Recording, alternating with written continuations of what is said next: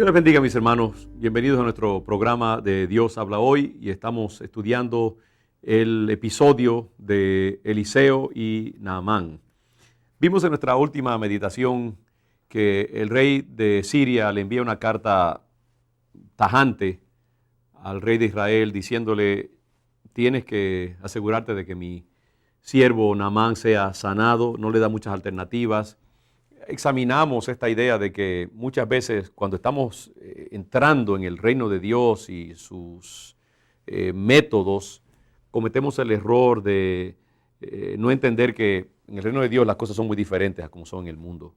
Y que mucha gente sirve a Dios usando patrones de liderazgo y de mando que no son convenientes al liderazgo que Cristo ejemplifica, donde vemos a Jesús que Él se hace siervo, como hizo con la toalla y la palangana de agua, mostrándole a los discípulos que en el reino de Dios no es como en el mundo, donde los que tienen poder, como el rey de Siria, se enseñorean de los que están bajo su mando, en este caso el rey de Israel, sino que sirven con humildad, con sencillez de corazón, no opresivamente. Y esto es lo que verdaderamente los hace similares al Hijo de Dios, que sirvió a los demás y lavó los pies simbólicamente de aquellos que él servía.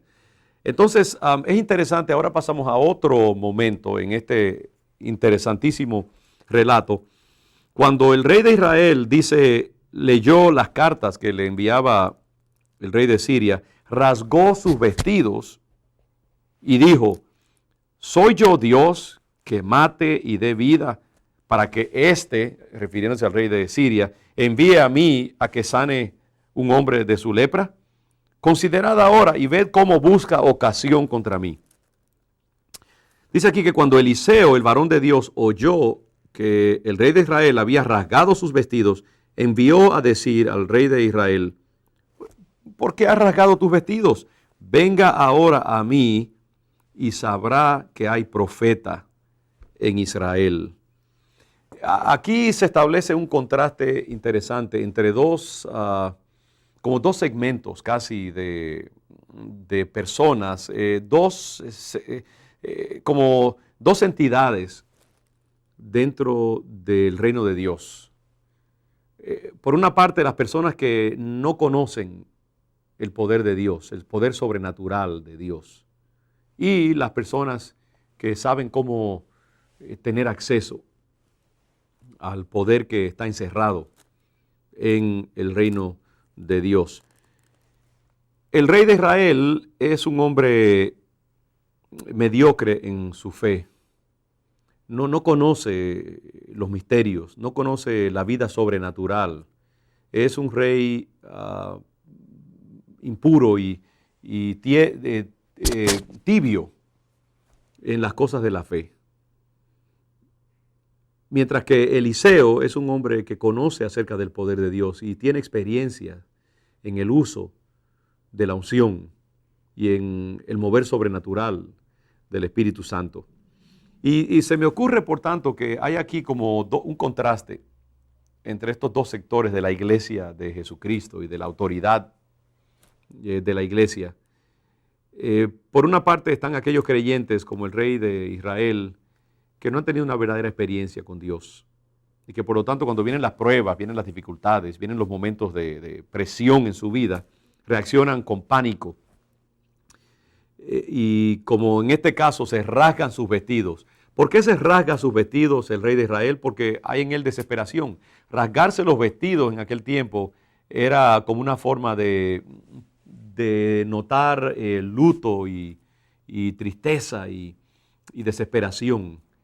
Era como una forma de admitir que una tragedia grande se ha dado en nuestra vida que no tiene solución. El rey de Israel entiende que lo que está pasando aquí es que el rey de Siria está buscando una excusa para venir a invadir y hacerle la guerra. Fíjese qué interesante que cuando uno no conoce el poder de Dios y el mover de Dios, muchas veces uno interpreta las presiones que vienen a la vida y las dificultades como un indicio más bien del abandono de Dios y una ocasión como para uno deprimirse, cuando en realidad tenemos que ver muchas veces esos tiempos de gran presión en nuestra vida, como oportunidades, como, ok, ¿cómo va Dios a sacarme de este aprieto? ¿Qué va a hacer Dios para mostrar su poder a mi favor? ¿Cómo va Él a abrir el mar rojo delante de mí y permitir que yo pase en seco? Cuando uno tiene un conocimiento del verdadero poder de Dios, muchas veces las ocasiones de prueba son como ocasiones de cierto regocijo profético casi, de uno decir, wow, aquí hay una oportunidad para que Dios manifieste su poder. Y cuando yo salga de esta prueba, yo voy a testificar del Dios Todopoderoso que me sacó de mi congoja, me sacó de mi dificultad, me sacó del hoyo, como dice el salmista, ¿no? El salmista David se encontró muchas veces en el hoyo, perseguido por sus enemigos, en situaciones difíciles.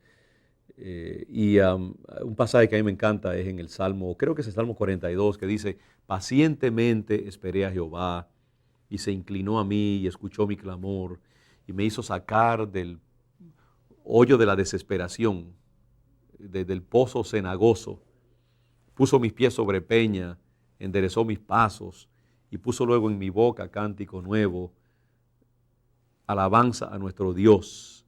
Verán esto muchos y temerán y confiarán en Jehová. Es decir, muchas veces cuando vienen a situaciones de prueba, si verdaderamente conocemos el poder de Dios, vamos a ver que Dios está preparando algo. Y en vez de desesperarnos, vamos a enardecernos, vamos a levantarnos, vamos a montar la guerra contra nuestro opresor y clamar a Dios y confiar en que Dios nos va a sacar de alguna manera. Si no conocemos el poder de Dios, si vivimos una vida mediocre, meramente religiosa, no estudiamos la palabra del Señor, no ponemos a prueba los sistemas del reino de Dios, cuando vienen las pruebas nos desplomamos, nos desesperamos, nos deprimimos, volteamos la espalda al diablo. Pero los que conocen el poder del Señor lo ven como una oportunidad para que Dios manifieste su gran poder, como hace en este caso Eliseo, que sí conoce el Dios Todopoderoso, el Dios de los milagros, el Dios de las proezas. Y él le dice al rey de Israel, ¿por qué te desesperas? ¿Por qué te tiras al piso y rasgas los vestidos y te echas ceniza sobre la cabeza? No es para tanto. Que venga a mí y yo le voy a mostrar a ese rey que hay Dios en Israel, que hay un Dios todopoderoso. ¡Wow! ¿Qué diferencia? Yo quiero ser definitivamente como Eliseo. Le pido al Señor que cada día me entre más y más en su intimidad, para que yo sea capaz de resistir los tiempos de prueba, de dificultad, de espera, y no desesperarme, sino decir, yo sé que mi Redentor vive, que yo lo voy a ver. Tarde o temprano Él se va a glorificar y se va a magnificar en esta prueba y esta dificultad. ¿Qué diferencia, no? Hay toda una iglesia pobre, débil, desprovista de poder de Dios, gente religiosa, gente piadosa, pero que no conocen del Dios que abre el mar rojo y que destruye al ejército de Egipto a nuestro favor, el Dios que hace milagros y señales y prodigios, el Dios que es el mismo ayer, hoy, por los siglos. Hay tanta gente religiosa que, como dice la Biblia, ¿no? Hablan las palabras del Evangelio, pero no conocen del poder de Dios. Y queremos ser de ese segmento del pueblo de Dios que conoce cómo entrar en guerra y cómo ganar acceso al trono de Dios y cómo presentar nuestra causa delante del Señor y clamar a Él hasta que veamos el mar abrirse delante de nosotros. En este tiempo de la historia se necesita una iglesia poderosa, una iglesia que pueda ofrecerle solución, inclusive a las autoridades seculares que no saben cómo lidiar con los problemas sociales y económicos que están confrontando. Y la iglesia de Jesucristo, la iglesia de poder y de autoridad, está siendo llamada a ofrecerle una alternativa positiva a las autoridades y a los gobiernos acerca de los problemas que están afectándolos, como en este caso hace el profeta Eliseo. Quiera Dios levantarse una iglesia poderosa y nosotros queremos ser parte de ese pueblo de Dios que tiene experiencias sobrenaturales y que sabe qué hacer cuando viene el tiempo de la prueba. Que el Señor les bendiga y hasta nuestra próxima meditación.